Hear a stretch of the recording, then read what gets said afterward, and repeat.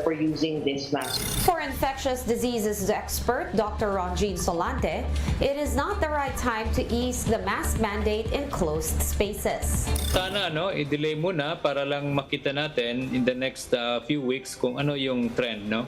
Dahil nakita natin ang experience with other countries kagaya ng Singapore at yung ibang mga bansa na meron ng XBB and XBC na tumataas talaga ang kaso, no? Negosyo founder Joey Concepcion says it is time to lift the indoor mask mandate as part of post-pandemic recovery. He also called on the government to revisit the physical distancing policy. What the government is removing is just the mandate, no? And it's allowing Filipinos to decide whether they would like to take the risk or not, no? And depending on the age, people already have been saying this time and time again that we have been in this pandemic for the last 2 years. It's about time that people know when it is risky. Today, President Bongbong Marcos issued Executive Order Number 7. This makes the wearing of face masks optional in both indoor and outdoor settings. It's welcome news to businesses, and the economy is still struggling almost 3 years into the pandemic. But a reminder from health experts, do not let your guard down. The challenges of living with a mutating virus in this episode of The Chiefs.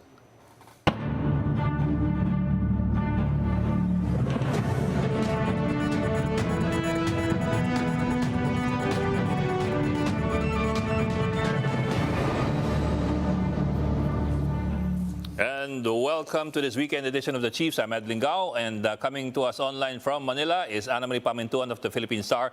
And also joining us tonight is One News Business Editor Regina Lay. Ladies, welcome back to The Chiefs and happy weekend. Hi. Happy weekend, Ed. Hindi happy weekend dun sa Mindanao, Ed. That storm, tropical storm. That's true. Oo nga naman. Yeah, it's true. Actually, we were just talking a few minutes ago to somebody from Pagasa, and he was saying, expect things to get worse tomorrow for Visayas, Mindanao, and as well Luzon. So, Pati tayo, direct path daw Metro Manila, kaya sinara bigla yung mga sementeryo dito sa City of Manila.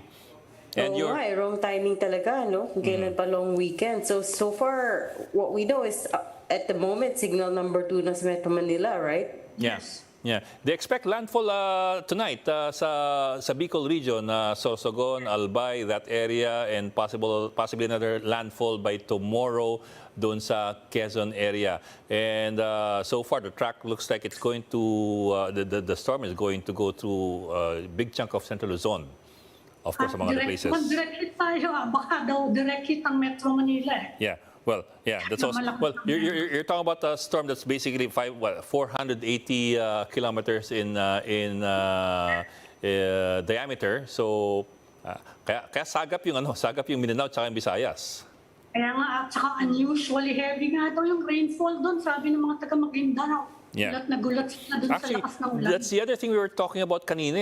Is there any way to be a little bit more, descriptive in terms of expected rainfall? Kasi although they do say, although Pagasa does say that expect, intense rainfall, but to most people, intense can, siyempre malakas na ulan. Yeah, pero, it's subjective. Ano ibig sabihin ng intense? Correct. Siguro sabihin natin parang undoy. Ayun nga something that people can relate to, something that's more practical for people to relate to, that they can imagine. Kasi when they start talking about how many millimeters of rainfall in a 24-hour period, well, that gets lost on people Siguro sabihin natin parang undo yan. Parang Yolanda, di ba? Yeah, parang Milenyo. or maybe in the case of Mindanao, parang Pablo or parang Sendong, di ba? Parang ganun something that people can imagine and can say na I know that kind of storm.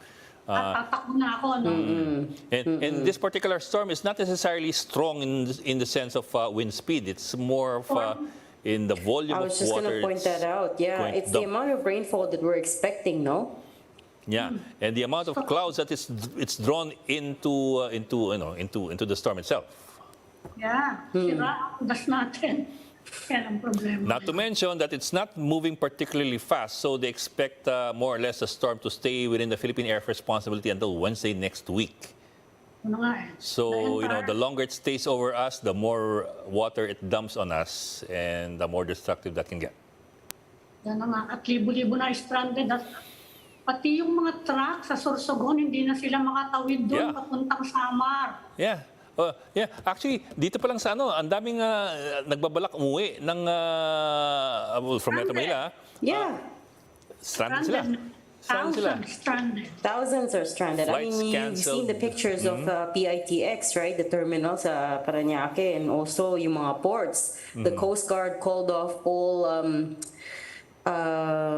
boats, passenger boats offshore early. So as a precautionary measure, right? Which is good, pero yun nga, ang daming na stranded. Yeah. So something. So something that we might want to look at again, a second look at how we qualify rainfall in terms that are understandable and tangible to people. Kasi may Doppler radar na tayo, di ba? Marami na tayo. Yeah, and you can see naman you can see dun sa graphics ng so for example in Metra, you can see the amount of clouds and possibly the amount of rainfall that it could dump on of course it's not really an exact science, but at least give a clue that's a bit more relatable to other people. Kaya sira na naman yung balak sanang to revive tourism, paano yan? Sira yung mga balak na undas tourism. Okay, so yun, mukhang puro tayo bagyo the whole weekend. It's gonna be a really wet weekend. But I suppose it's time to bring in our guest, but we will just take a break first. We speak to our first guest after this very short break, so please keep it here on One News.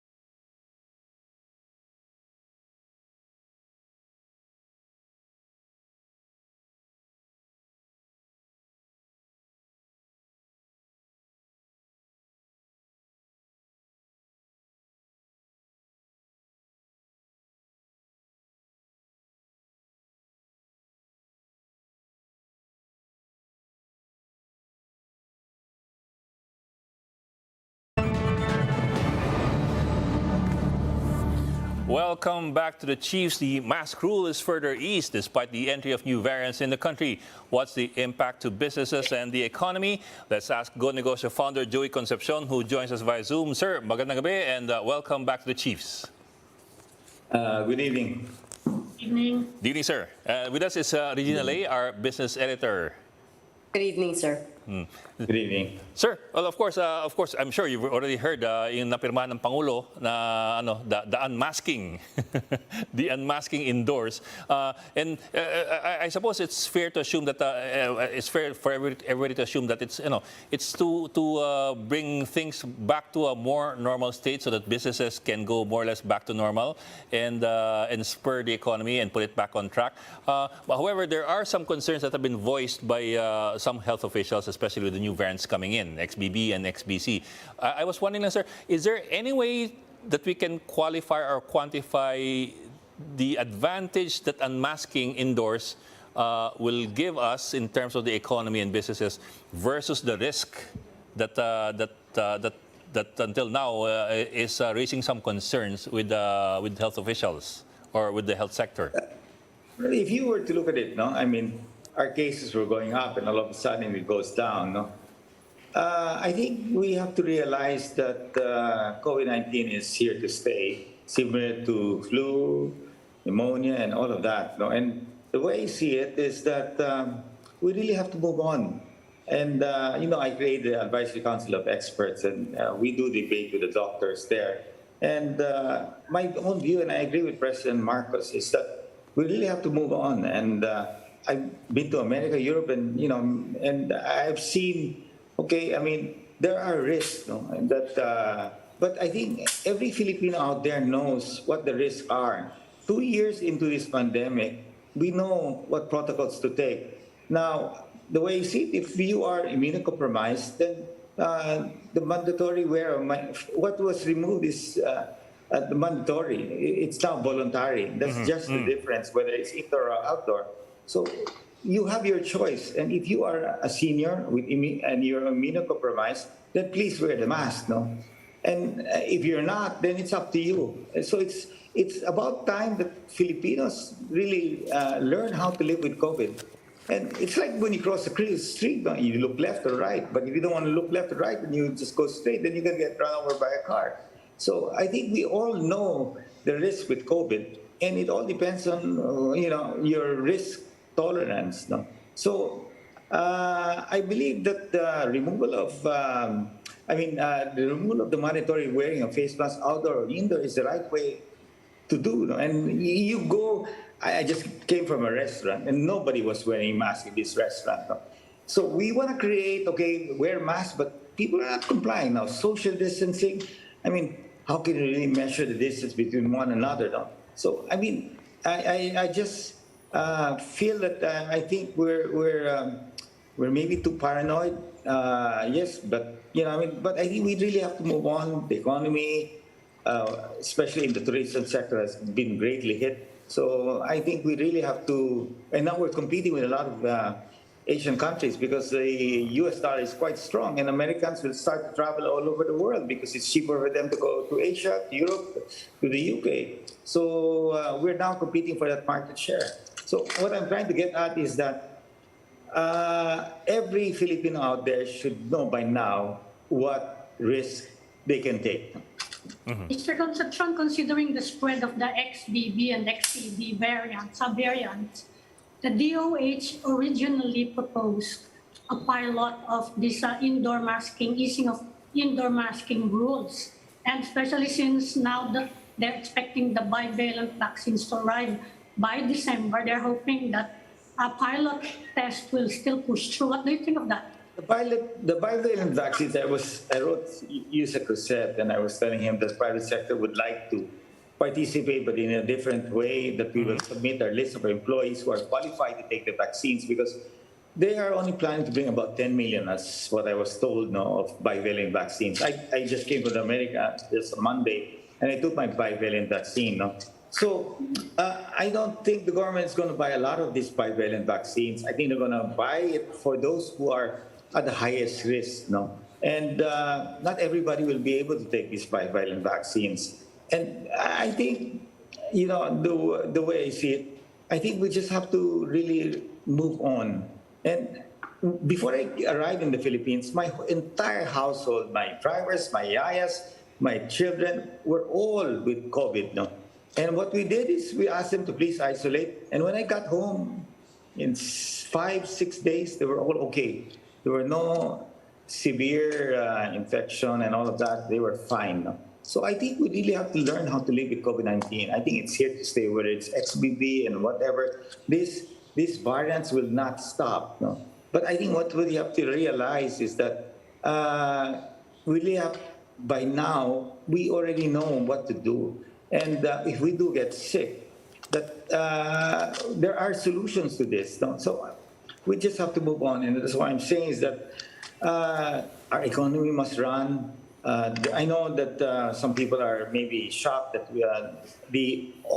we're moving from mandatory to optional. But what we're trying to give the Filipinos is the chance to make their own decisions. No, they know 2 years from now, 2 years into this pandemic, you know your risk tolerance. No, so if you're scared and you are immunocompromised, please wear the mask. If you're unvaccinated, please wear the mask.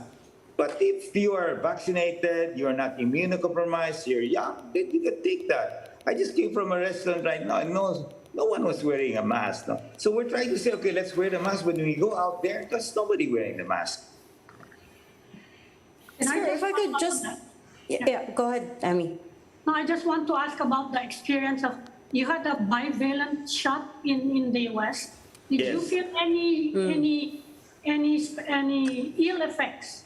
Any Okay. side effects? It's very simple. A lot of doctors asked me, and there was a convention there, so many of them went there. So, it's easy to access. You just type your name, and you put an appointment in any Walgreens or CVC. You can choose Moderna or Pfizer. So I chose Moderna. So when I went to the CVC, that was the store, the outlet I went to, within 30 seconds, the lady comes out, asks for my vaccine card, looks at it, okay, fine, great. Didn't even ask me any question whether I was Filipino or from here. And there was just one seat. No? So after you take the vaccine, funny part is, whether you want to sit down and relax and wait. In the Philippines, we ask people to wait there for a couple of minutes or maybe 5 or 10 minutes. But in America, they don't care. You can leave out and ride your car and move on. So I think we have to move towards that point. So yes, I took the bivalent, no side effects, especially for Moderna. Pfizer, maybe my yaya got a little bit more of that. And the Philippines is going to bring about 10 million from what I saw, what Yusek Reset claimed in the press. And I told Yusek Reset that the private sector will not buy the vaccines, but what we can do is to help you just determine who are your priority. Is it going to be seniors above 60 years old? Because with the limited quantity, they cannot vaccinate the entire population, and they should not do that. So it's very clear that I think they'll be giving priority to those 60 years and those who are more vulnerable, those who are immunocompromised. So I think the DOH is in the right direction. We cannot continue to buy a lot of vaccines. The country cannot afford that. So we really have to focus it on the most high-risk citizens of our country now. Sir, I just wanted to jump in. And a few months ago, last I spoke to you, you said there were conversations going on about changing the definition of fully vaccinated. Tapos biglang it all went quiet. So I'm wondering whatever happened to that. Is that conversation still going on, or we are not going to change the definition of fully vaccinated? We're going to keep it at 2 primary and a secondary shot and a booster, and then that's it. Well, we put forward that point to Yusek Reset. It's remained quiet. My view there is that when you travel anyway, they will ask you for your booster card, your vaccination card. If you don't have it, you can't travel. No? Whether you're coming out from the Philippines, United States, airlines will always ask you that. So you have to have your vaccination card ready at that point in time. No? So the way I see it is that if you've taken your booster, then it's fine and you can travel. Eventually, I think the rest of the world is really accepting that we just have to live with COVID-19. There will be a lot of variants, XBB, and I mean, that will continue to grow. But if you look at it, it's still basically simple. Those who get sick, it's basically mild. There may be exceptions to that, and people get well. So we just have to ride this through. And I don't know if I shared with the group, but my entire household, before I arrived from the United States, was all contaminated. We had to isolate everybody into the quarantine centers. But within 6-7 days, they were all well. So I mean, let's look at this as a flu, live with it, and just move along. Right. So there's no plans anymore to change the definition of fully vaccinated. Yeah, whether it's fully vaccinated, some people, we're not the only ones. I mean, when I went to take my bivalent, I was the only one there taking the bivalent, and they have a chair there. It's optional. If you want to sit down and wait for a couple of minutes, you sit down. If you want to go home, you go home. Yeah. So, I mean, here we're so structured. You got to sit down for a couple of 30 minutes or 1 hour. But no, in America, you want to go home, ride your car, go home. Right. And then just very quickly, sir, I know you guys talk to and consult with the president quite frequently. What have you guys said about the lack of a permanent DOH secretary? What have you advised him about that? I don't head the Private Sector Advisory Council on Health, that's Paulo Bermeo, but I think the president is really practical. He realizes, okay, the risk, but then again, the risk to the economy is much greater. I guess provided we provide access to vaccines, that's what's important. But you can see the number of people wanting to take the vaccines are still low. But even in America, it's the same thing. I was the only one there taking my bivalent vaccine. So it's not something that it's just the Philippines that's the problem. But then again, I mean, I think it's been so many years that we've been living through this COVID issue. I think we have to give the Filipino people the choice, no? Whether to wear the mask or not. They should be responsible for their own health. If they don't want to take the vaccines, the booster shots, then so be it, no? And they take the risk. We cannot shepherd them all the way, no? That risk is their own risk. But I think we really have to move on. Yeah. What is more of a concern is our economy at this point in time. Apart from COVID, you still have the Ukraine crisis. How is the supply chain problem? How are your supplies in your business? It is a problem. It is a problem where you can see the results of the many of the companies out there reporting lower profits today because we can't really pass the price increases to our consumers. Yeah. And we have seen it as we pass the price increases, demand goes down. No? And so we'd rather do it gradually. And, it's very hard to say what's going to happen in this situation. So we're just managing it day to day. But I think the Philippines is doing fine. I think we're moving along.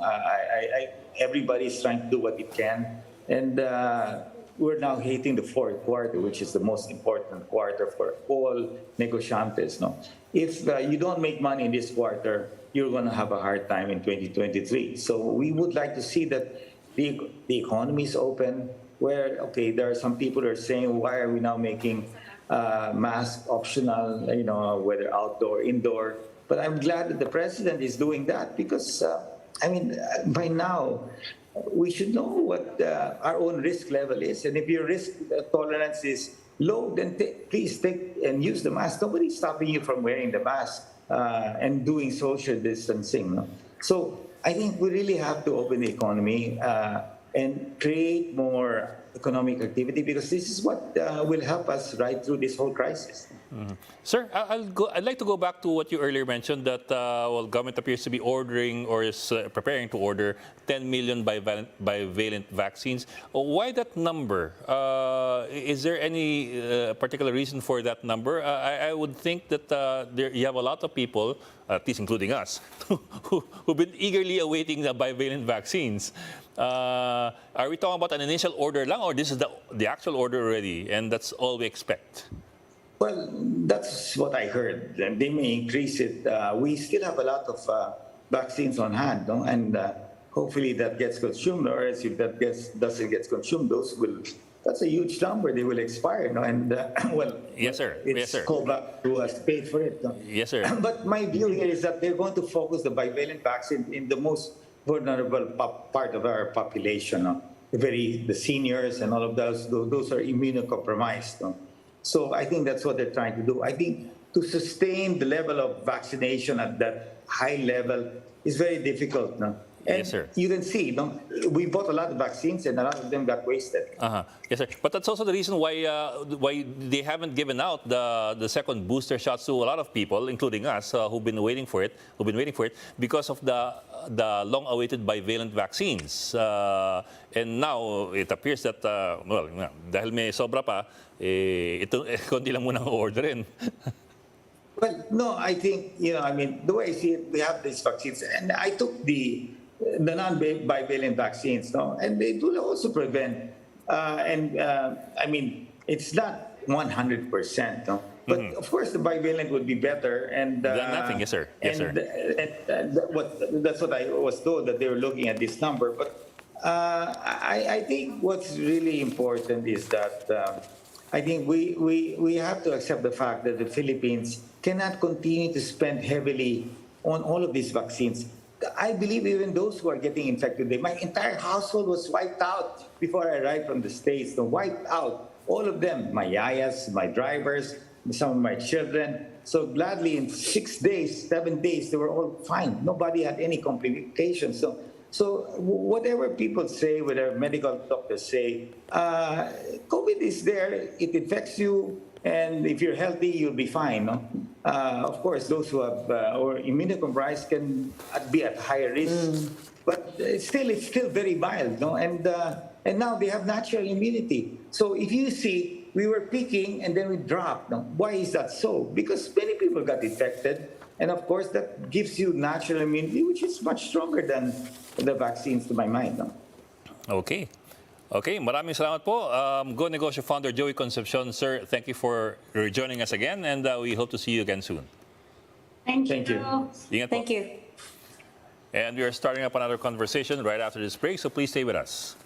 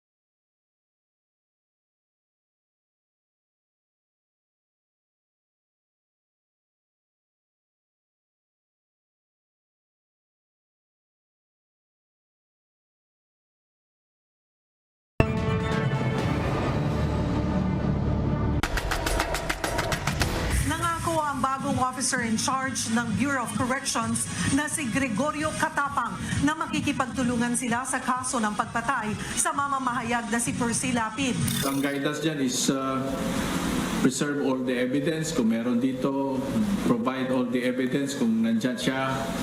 And then support. Bureau of Corrections Officer in Charge Gregorio Catapang has vowed to implement reforms within the Bureau. Wala ko inabutan. Nasa ba yung mga protocol? Ang gahanap ako, sir, ano yan eh, mano-mano na lang yan eh. Kung ano lang ang gagawin eh. So, mahabang trabaho ito. Gagawa tayo ng mga protocols, procedures, processes. Napakahirap na trabaho ito. Parang starting from negative ka pa eh. Sana ko, starting from zero pa eh. Beyond the Percy Lapid case, the Bureau of Corrections has been in the center of several controversies over the years. Now the government promises a thorough house cleaning. Let's get insights from a prison reform advocate. Joining us from the U.S. via Zoom is Dr. Raymund Narag. Sir, magandang gabi and thank you for joining us. Welcome to the Chiefs. Yes, good morning everyone in my part of the world, and I'm happy to be part of your team right now to discuss this very pressing issue in our criminal justice system, and particularly the Bureau of Corrections. Good morning, sir. I think it's morning from your end, di ba? Tama ba? Tama po, alas 8 ng umaga. Okay, sir. Well, thank you again for joining us. Sir, nako, a lot of people say that this Percy Lapid case is just a symptom of a bigger, older problem in the correction system. Going back to a long, long time ago, it's become so complex, so nuanced, and then so layered. Well, you've done several amazing studies on the prison system in the Philippines. I can't even imagine where to start my question with you. So let me put it this way na lang. Where would you start? Because to begin with, the government study consulting with you. Where would you start if you do want to reform, anybody wants to reform the prison system and finally really cause change in the corrections? Yes, tama po, laging nagiging problema ang ating Bureau of Corrections. In the past 20 years that I've been studying it, ito ngayon yung Lapid case, pero around 3 years ago, nandiyan yung GCTA for sale, yung bentahan ng good conduct time allowance.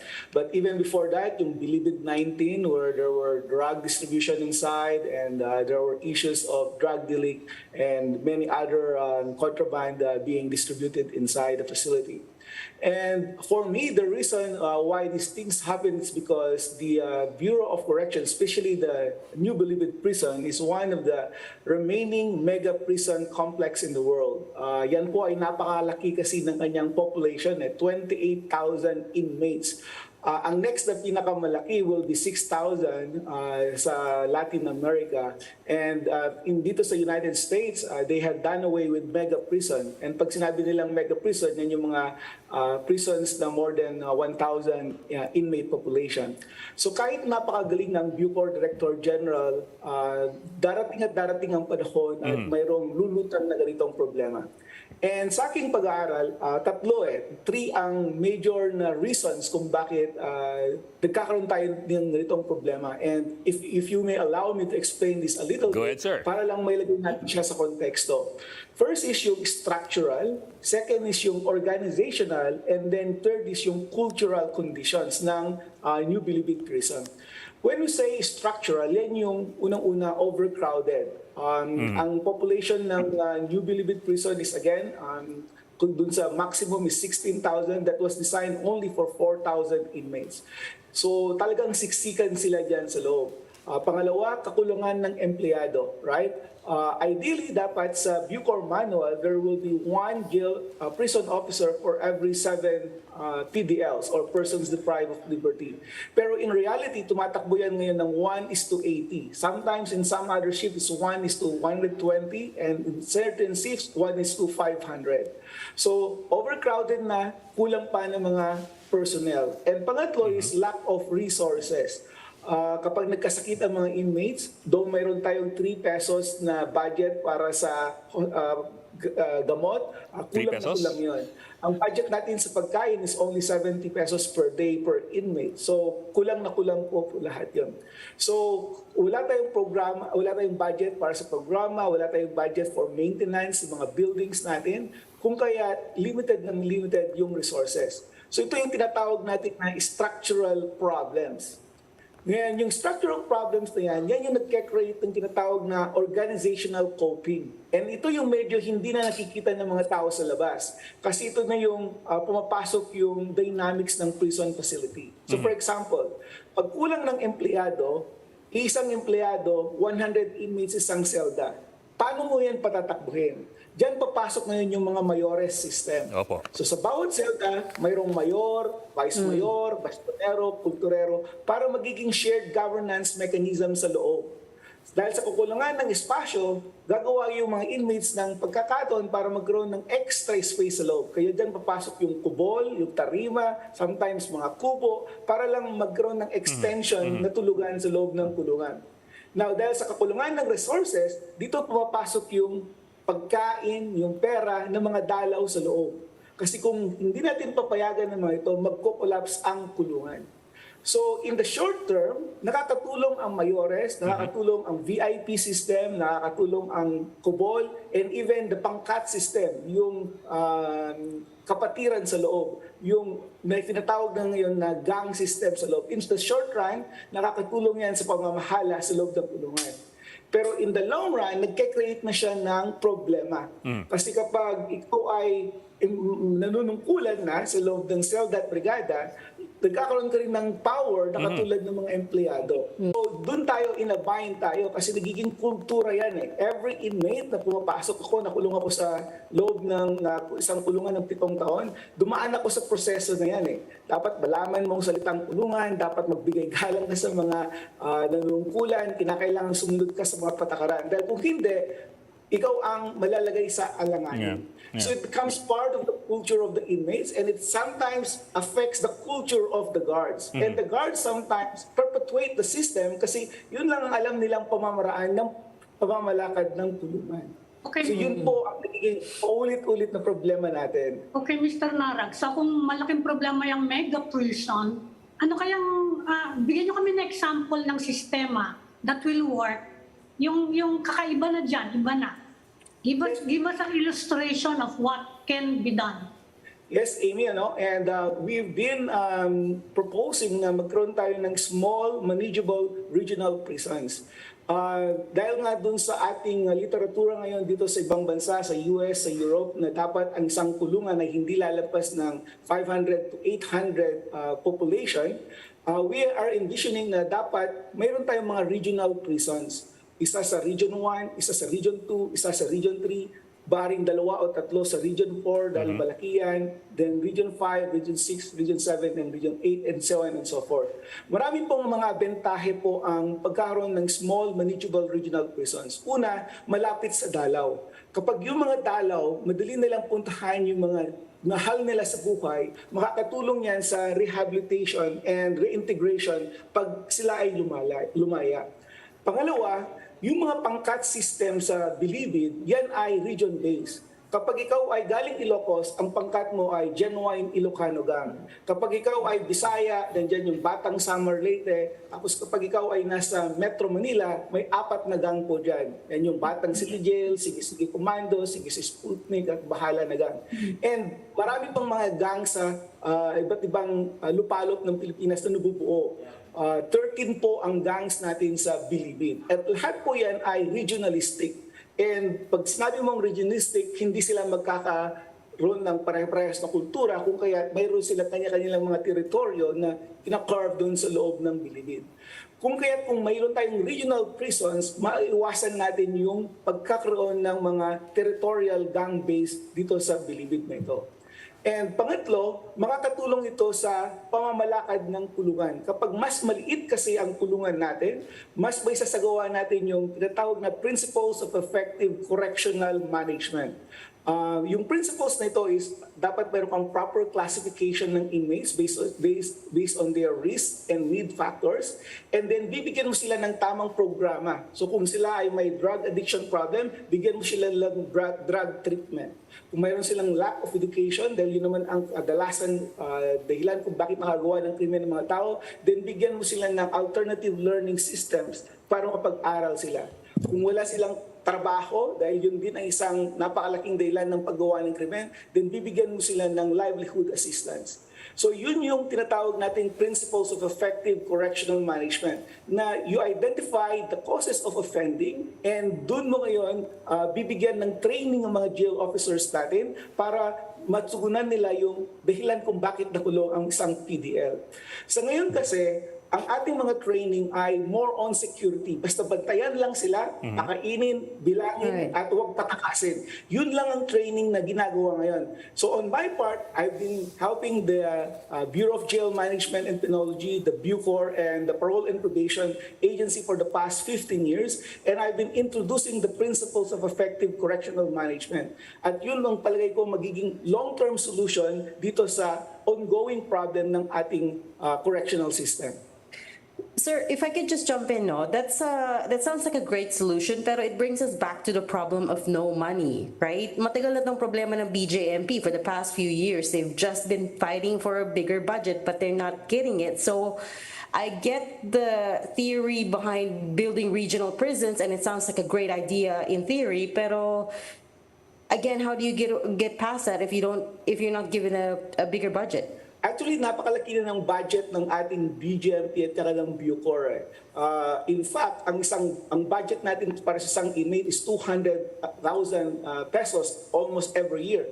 Para sa pagkain niya, it's 70 pesos. Pag bilangan mo yan, 70,000 pesos per year eventually, right? Kung kaya nagde-drain na tayo ng napakaraming resources, pero tama ka, kulang na kulang pa rin ang ating budget.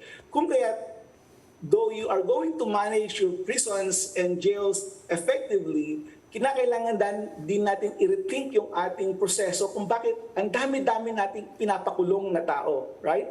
For example, nung nagkaroon tayo ng drug war starting in 2016, from a population of 60,000 ng BJMP nationwide, nagballoon ito to 120,000, right? So in just a span of 3 years, nagdoble yung ating jail population. So ang question dito is, kailangan ba natin ipakulong yung mga lorries, first-time, non-violent drug offenders, right? Kung mayroon tayong alternatives to pre-trial detention, alternatives to incarceration. So for example, drug treatment would be a better alternative kaysa ipakulong mo sila, gastusan natin ng napakalaki, pero hindi naman natin sinusolusyonan yung dahilan ng kanilang addiction, paglaya, babalik at babalik na naman sa kulungan. So tama ka po, Mama, no? We could not build our problem out of this. Though while we construct new prisons, small manageable prisons, the more sustainable solution is to find alternatives to incarceration. So we have to develop our pre-trial release programs, for example. So for example, ang ginagawa ko ngayon, we have this community bail bond program where we identify low-risk first-time bailable offenders, pero dahil sa sobrang kahirapan po nila, hindi po sila makalaya-laya.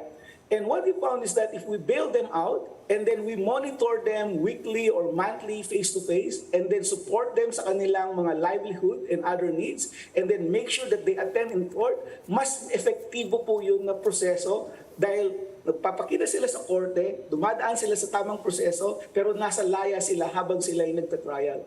So, for me, the solution really is to find alternatives to pre-trial detention while also developing small, regional, manageable prisons. Sir, medyo na-confused na ako. Kasi when you said na marami tayong pera for corrections or for the correctional system, I'm trying to imagine when you say 200,000 pesos per year per inmate, is that a reasonable amount? Is that a big amount or not? Or not?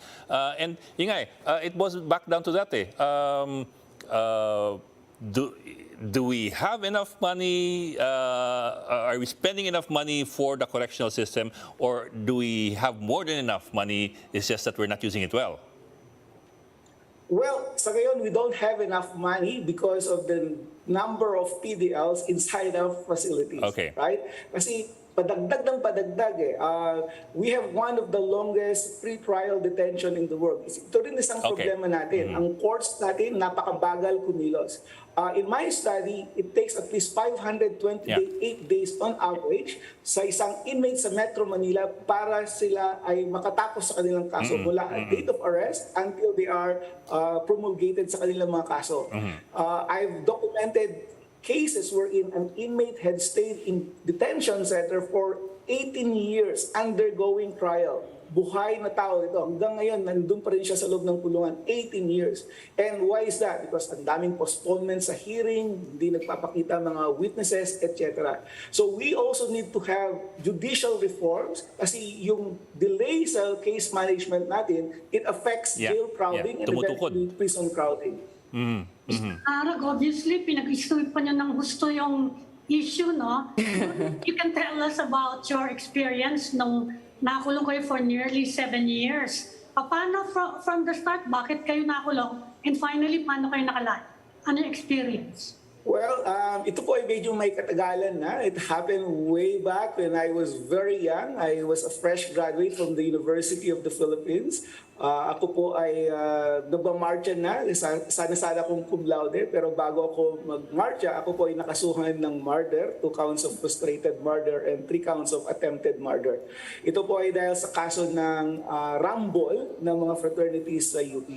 Mayroong kumakain, bigla silang sinugod ng isang fraternity, nakamaskara yung mga attackers, and unfortunately, sabi ng mga witnesses, nahulog daw ang maskara, at nung nahulog ang maskara, lumabas ang mukha ni Raymund Narag. So, I'm a victim of false accusation, and wala akong magawa kundi voluntary surrender ang aking sarili kasama yung aking mga co-accused.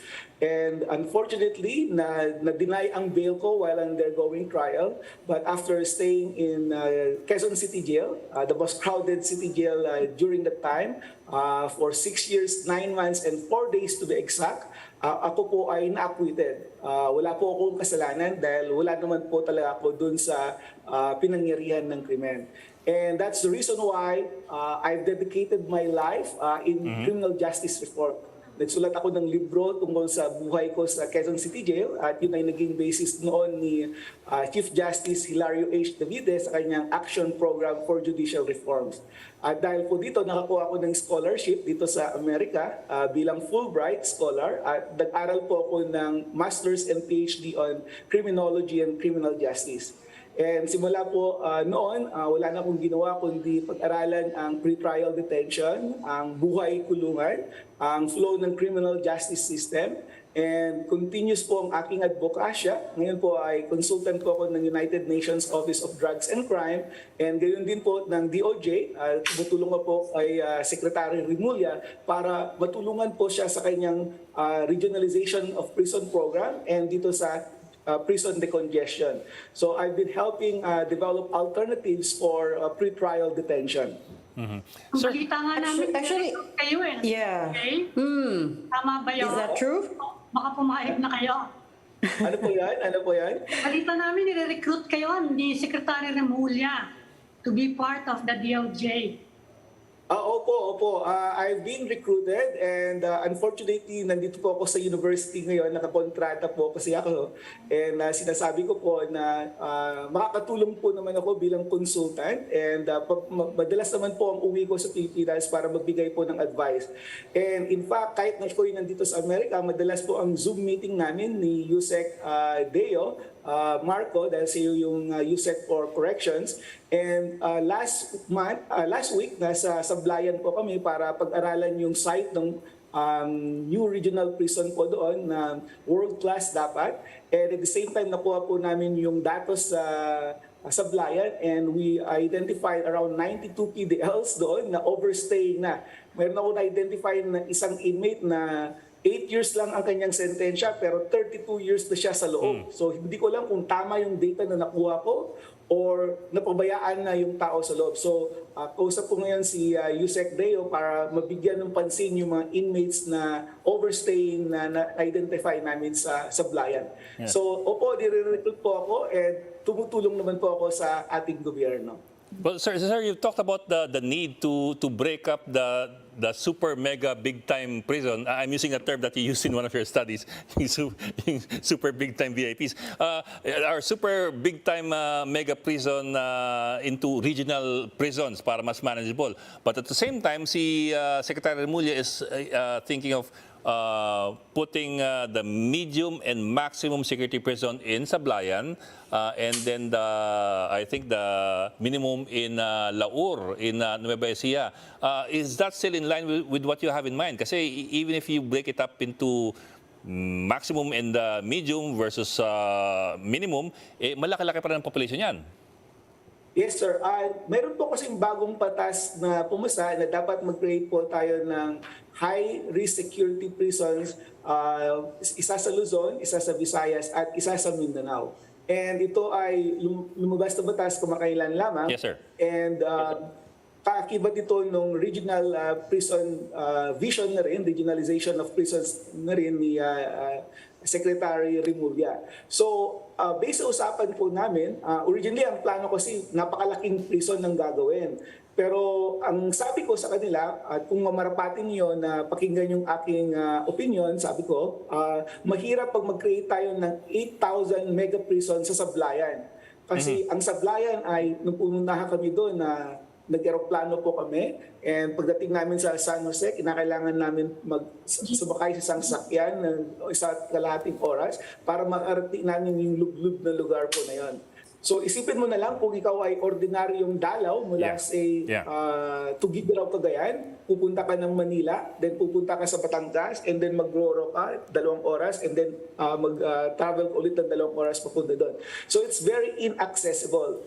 And mahirap ito kapag napakalaki yung prison size mo and mahirap i-access. Baka mamaya magkaroon tayo ng isang napakalaking problema na parang isang bato na ipupukpok natin sa ating ulo. And nung nakita namin yung site, it's a 22-hectare site na na-identify nila. Patag naman ng lugar. Pero kasama ko noon yung United Nations Office on Drugs and Crime, and ang aming assessment is it will be good for 500 to 800 inmates po lamang.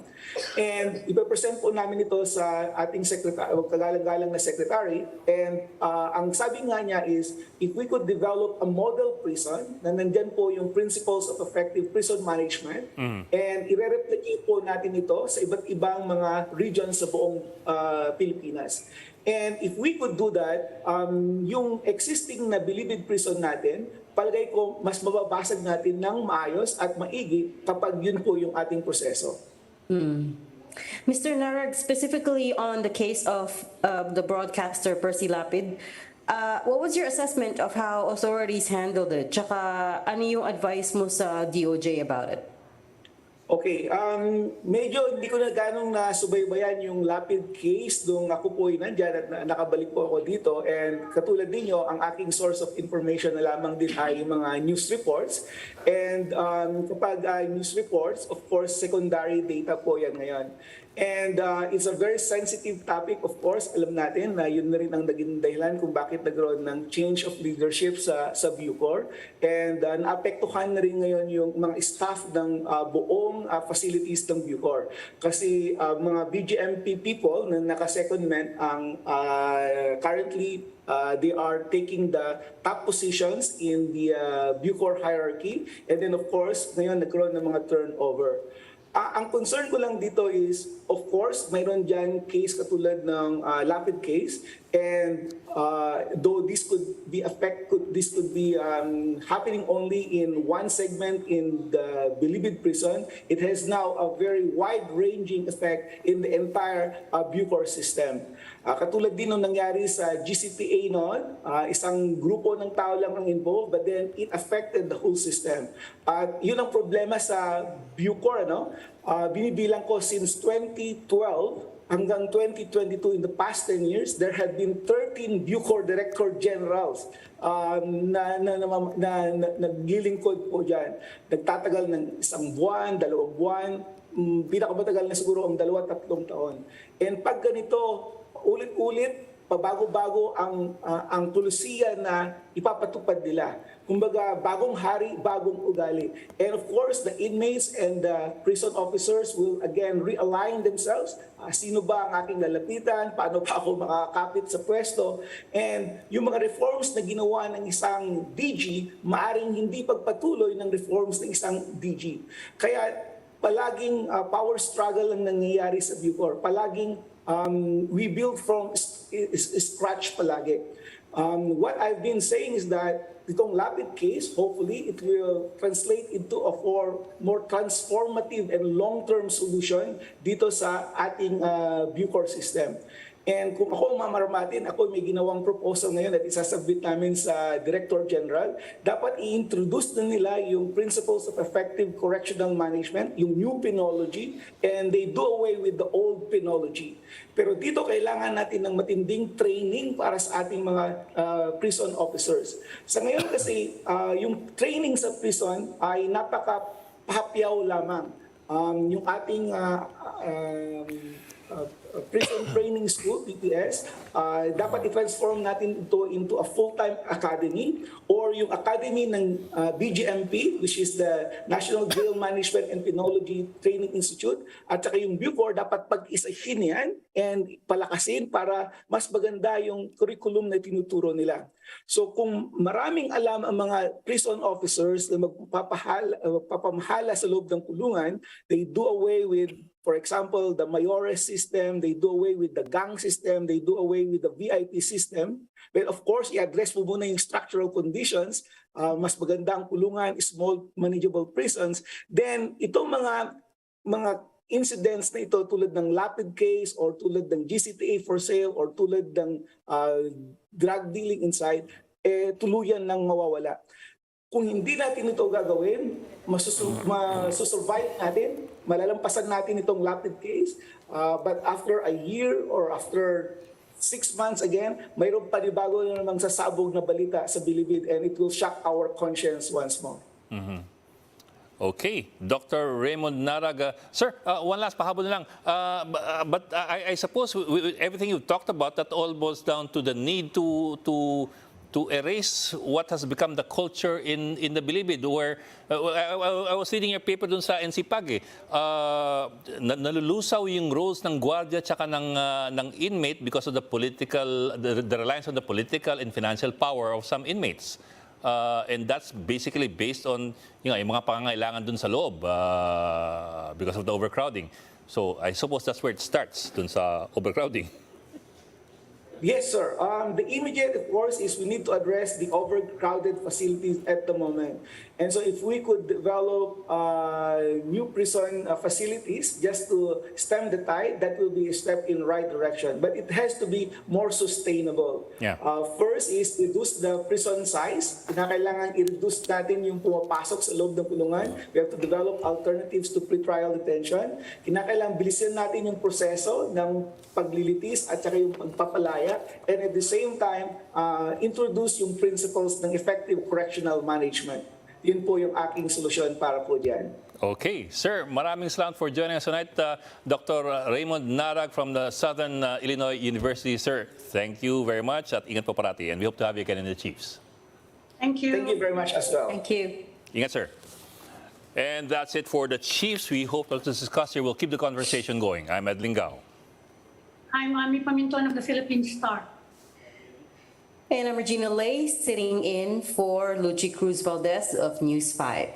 We are One News, all sides, all the time.